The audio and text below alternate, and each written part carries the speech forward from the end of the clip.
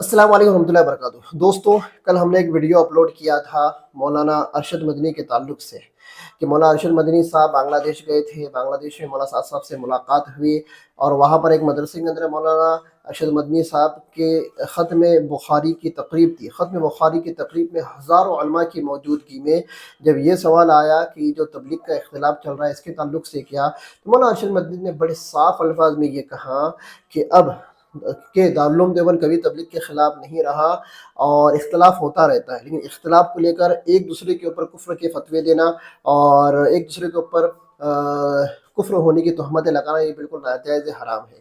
وہ ویڈیو اور وہ آڈیو آپ نے سن لیے، اور یہ بھی کہا کہ اگر کسی بندے نے کچھ بیان کر دیا اور اس کو ایسا بعد میں ریلائز ہوا کہ وہ بیان اس نے غلط کیا ہے یا اس سے تشریح غلط ہوئی ہے اور بعد میں وہ رجوع کر لے تو بات ختم ہو جاتی ہے۔ مولانا صاحب نے بھی رجوع کر لیا ہے، بات ختم ہو چکی ہے۔ اور مولانا ارشد مدنی صاحب نے یہ بھی کہا کہ اختلاف جب ہوتا ہے تو دو جماعتیں بنتی ہیں، جیسے دارالعلوم دیوبند میں اختلاف ہوا تو وقف بنا، مظہر علوم میں اختلاف ہوا تو مظہر علوم وقف بنا گیا، جمعیت میں اختلاف ہوا دو دھڑے بن گئی۔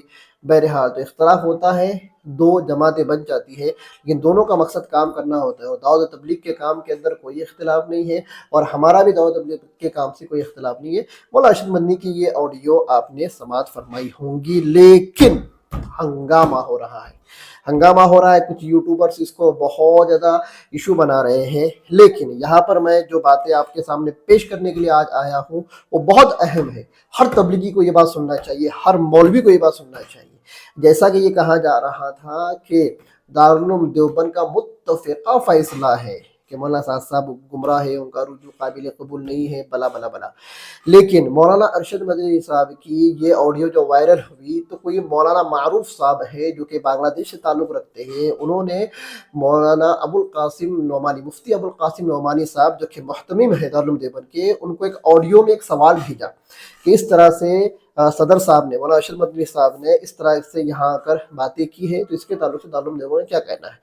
تو مولانا مفتی ابو القاسم نعمانی صاحب نے وہی الفاظ جو اس سے پہلے وہ کہتے آئے ہیں کہ ہم اپنے موقف کے اوپر قائم ہیں، اور مولانا ارشد مدنی نے جو باتیں کہی ہیں یہ ان کا تفرد ہو سکتا ہے، یہ ان کا ذاتی فیصلہ ہو سکتا ہے، لیکن دارالعلوم تو ابھی بھی اپنے فتووں کے اوپر قائم ہے۔ اور یہ بھی کہا کہ مجھے بڑا تعجب ہوا، میں نے بھی مولانا کی باتوں کو سنا، مولانا ارشد مدنی کی باتوں کو سنا کہ انہوں نے ایسا کیوں کہہ دیا۔ بہرحال اس کے بعد سے مفتی ابو القاسم صاحب نے وہی سارے باتیں کہی کہ مولانا صاحب رجوع کرنے کے بعد بھی، فتویٰ آنے کے بعد بھی ایسی ایسی باتیں کر رہی ہے جو قرآن حدیث کے خلاف ہے، بلا بلا بلا بلا، وہ ساری باتیں انہوں نے کہی، آڈیو موجود ہے، آپ دیکھ سکتے ہیں۔ بہرحال اب یہاں پر کچھ پوائنٹس کو ہم کو سمجھنا ہے۔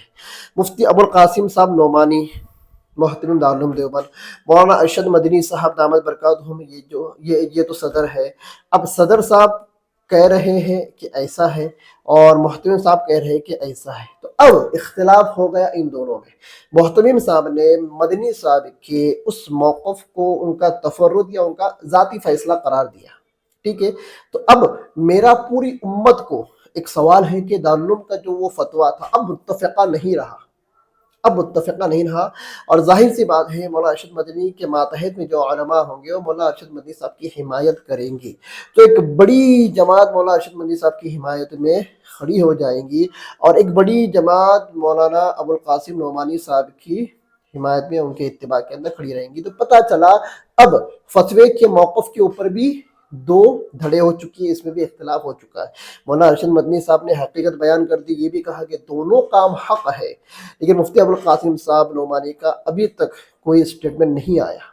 بہرحال آگے کیا ہوگا یہ میں نہیں جانتا، عالم غیب اللہ کی ذات ہے، لیکن کچھ باتیں ہم کو یہاں پر سمجھنا ہے۔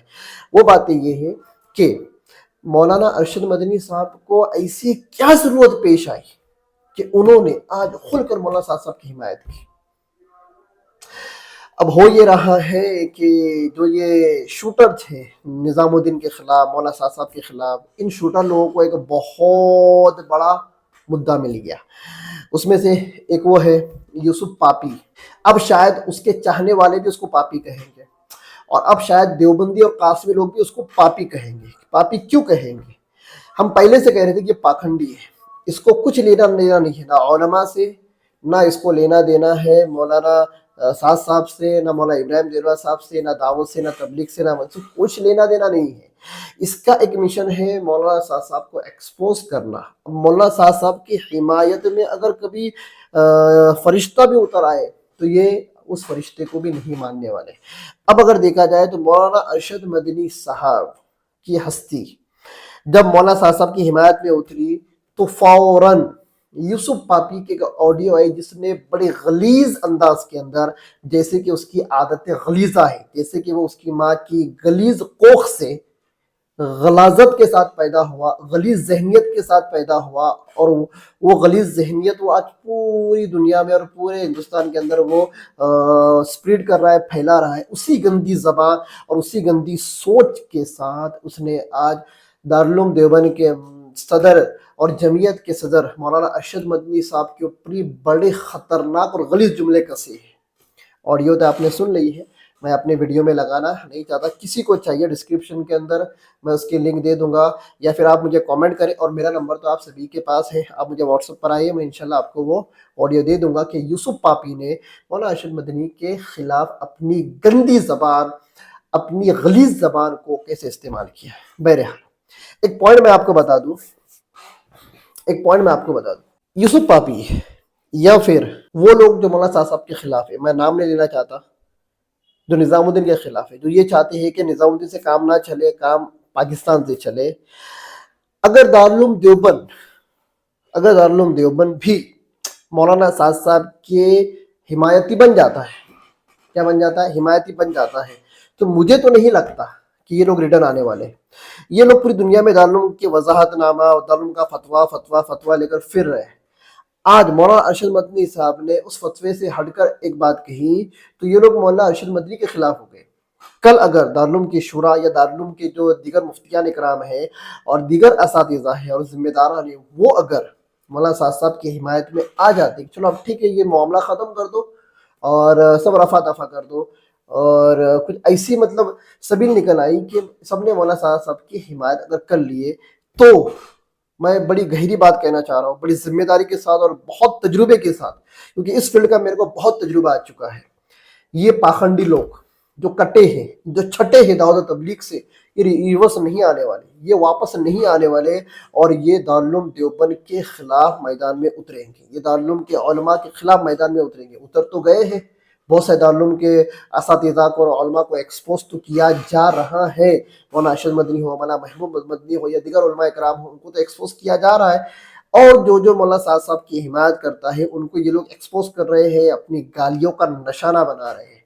बहरहाल तो कभी अगर दारुल देवबंद मुकम्मल मुत्तफ़िक़ा, अगर दारुल देवबंद के तमाम असातिज़ा, जिम्मेदारान और उलमा मुफ्तियान अगर मौलाना साहब की हिमायत में उतर जाते हैं, ऐलान कर देते अब इख्तिलाफ ख़त्म, अब मौलाना साहब से हमें कोई शिकायत नहीं रही, कोई गिला शिकवा नहीं रहा, अगर ये भी स्टेटमेंट अगर आ जाता है तो ये पाखंडी लोग, ये फित्तीन लोग, ये दज्जाली लोग वापस नहीं आने वाले। और ये आज जिस तरह से मरकज निज़ामुद्दीन और मौलाना साहब को एक्सपोज कर रहे हैं, ये तब दारुल देवबंद और उसके असातिज़ा को एक्सपोज करेंगे। मोरल ऑफ द स्टोरी क्या है? मोरल ऑफ द स्टोरी ये है, गंगाधर ही शक्तिमान है, गंगाधर ही शक्तिमान है। क्या मतलब ये कि ये लोग सिर्फ दारुल का मिस यूज कर रहे हैं कि सारी दुनिया की आस्था दारुल से जुड़ी है। हम दारुल के फतवे का अगर इस्तेमाल करेंगे तो हमारी दुकान चल सकती है, हमारा फिरका, हमारी जमात चल सकती है। लेकिन अगर दारुल देवबंद से इनको हिमायत ना मिले तो ये दारुल देवबंद के खिलाफ उतरने वाले। क्यों? जैसा कि मैंने कहा, गंगाधर ही शक्तिमान है। आई बात समझ में? तो इनको दारुल देवबंद से कुछ लेना देना नहीं है, इनको फतवों से कुछ लेना देना नहीं है। इन्होंने तो बस फतवे को अपनी दुकान चलाने के लिए और अपना पेट भरने के लिए इस्तेमाल किया है। अगर ये वाकई में दारुल देवबंद के मुत्तबे और ताबे फरमान होते तो आज मौलाना अरशद मदनी मौलाना साहब की हिमायत कर रहे हैं और एतदाल की बात कर रहे हैं, तो ये भी एतदाल की बात करते, ये भी मौलाना अरशद मदनी साहब को सपोर्ट करते, मौलाना अरशद मदनी साहब की इत्तिबा करते। लेकिन नहीं, ये उस टाइप के लोग नहीं है।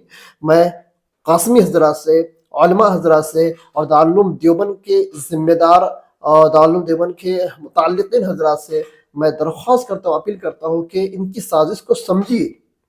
जब तक आप इनके साथ हैं, ان کی بولی آپ کی بولی سیم ہے تب تک آپ ان کی نگاہ میں بہت بڑے، اور جس دن ان کی بولی اور آپ کی بولی بدل جائیں گی، ان کی زبان میں، ان کے نظریے میں اور آپ کے نظریے میں اختلاف ہو جائے گا، اور آپ کا نظریہ ان کے جب خلاف جائے گا تو یہ آپ کے بھی خلاف ہو جائیں گے۔ اس لیے دارالعلوم دیوبند سے متعلقین جتنے بھی حضرات ہیں، فارغین ہیں، اساتذہ ہیں، علماء ہیں، میں ان سے درخواست کرنا چاہوں گا کہ ذرا سمجھو اس فتنے کو، اس دجالی فتنے کو سمجھو، ان دجالی فتنے کے شوٹر کو سمجھو۔ اب آپ دیکھیے نا، یوسف پاپی، ہم نے تو اس کا پاپی نام رکھا تھا، تو ہے بھی پاپی، اور آپ یہ آج یہ کیا پاپ کر رہا ہے، کتنا غلیظ پاپ کر رہا ہے، آپ خود دیکھ رہے ہو۔ بہرحال، لیکن کبھی کوئی شورا والا، عالمی شورا کا کوئی مولوی، کوئی ذمہ دار میدان میں نہیں آیا کہ یوسف پاپی تو اس طرح کی باتیں نہ کر، لوگوں کو بدنام نہ کر، لوگوں کے ساتھ بدتمیزیاں نہ کر، لوگوں کے اوپر کفر کے گمراہی کے فتوے نہ دے۔ بڑے بڑے علماء کے ساتھ اس نے بدتمیزیاں کیا ہے، لیکن کبھی اس کی جماعت کی طرف سے اس کی سرزنش نہیں ہوئی۔ اس کی کیا وجہ ہے؟ کیا وجہ ہے اس کی؟ ذرا سوچو، کیا وجہ ہے؟ اس کو لگایا گیا ہے کام پر۔ یہ زرخرید ہے، یہ کیا ہے؟ زرخرید ہے، یہ ہنٹر ہے، اس کو لایا گیا ہے، اپنی دکان سجانے کے لیے اس کو لایا گیا ہے۔ تو آپ بات سمجھے، آپ بات سمجھے، یہ جو اختلاف ہے، یہ اختلاف حق اور باطل کا نہیں ہے، یہ اختلاف سیاسی اختلاف ہے۔ ہم پہلے سے کہہ رہے ہیں کہ اس کو حق اور باطل کا نام دیا جا رہا ہے، لیکن یہ سیاسی اختلاف ہے۔ میں آج بھی دارالعلوم دیوبند سے متعلقین حضرات کو یہ کہنا چاہوں گا کہ ذرا غور کرے اور حالات کے تناظر کو سمجھے۔ زیادہ وقت نہیں بیتا، 4-5 سال کے اندر ہی بہت سارے حقائق آپ کے سامنے آ گئے۔ اس لیے میں درخواست کرتا ہوں، کہنا تو بہت کچھ تھا، لیکن کیا کہا جائے، لیکن کیا کہا جائے۔ وَتِلْكَ الْأَيَّامُ نُدَاوِلُهَا بَيْنَ النَّاسِ، گھوم پھر کر لوگوں کا کیا کرایا ان کے سامنے آتا ہی ہے۔ کما تدین تدانی، ٹٹ فور ٹیٹ، جیسی کرنی ویسی بھرنی، آئے گا، صبر کرو۔ ہم جو نظام الدین کی طرف سے جو بالکل ایک ٹاور اور ایک پلر کی بنیاد کی طرح جو کھڑے تھے، اس کے پیچھے ایک وجہ تھی، کیونکہ ہم نے اول دن سے، پہلے دن سے ہی ہم نے بھانپ لیا تھا کہ شورا امارت کا یہ میٹر، یہ حق اور باطل کا معرکہ نہیں ہے، بلکہ یہ سیاسی معرکہ ہے، یہ سیاسی معرکہ ہے، یہ صرف پولیٹیشن ہے، صرف راجکارن ہے۔ اور آج جو لوگ ہماری بات کو نہیں سمجھتے تھے، ان کو بھی ریئلائز ہو رہا ہوگا، ہاں کہیں تو بھی یہ مفتی صحیح تھا، کہیں تو بھی مولانا صاحب کے پیچھے چلنے والے علماء اکرام صحیح تھے، کہیں تو بھی مرکز نظام الدین کے ماتحت میں کام کرنے والے اور مرکز نظام الدین کی ترتیب کے اوپر کام کرنے والے صحیح تھے۔ اللہ تعالیٰ سے دعا کرے، اللہ تعالیٰ عافیت کا معاملہ فرمائے، اختلافات کو ختم فرمائے، اور جو ظالم ہے اس کو کیفر کردار تک پہنچائے۔ ھذا ما عندی، ان اريد الا الاصلاح ما استطعت وما توفیقی الا باللہ۔ السلام علیکم ورحمۃ اللہ وبرکاتہ۔